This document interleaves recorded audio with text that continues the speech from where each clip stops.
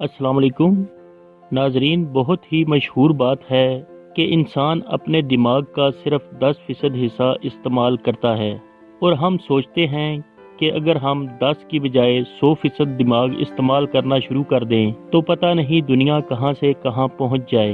इंसानी दिमाग 10% काम करता है, इस बात पर कुछ मूवीज़ भी बनाई गई हैं जिनमें लूसी और लिमिटलेस काबिल ज़िक्र हैं। आपको बताते हैं कि इस कौल में कितनी सच्चाई है।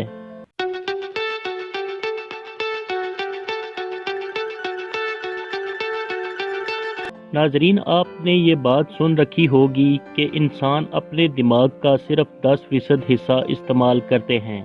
साइंटिफिक दुनिया में तकरीबन 100 साल तक ये ख्याल गालिब रहा और 1929 में ये बात वर्ल्ड बुक ऑफ फैक्ट्स में भी शाया की गई। लेकिन हकीकत ये है कि ऐसा हरगिज़ नहीं।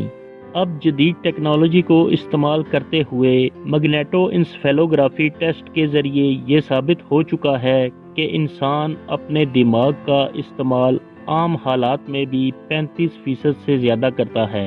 यहाँ तक कि सोने के दौरान भी इंसानी दिमाग काम कर रहा होता है और इस बात में कोई सच्चाई नहीं कि इंसान अपने दिमाग का सिर्फ 10% ही इस्तेमाल करता है।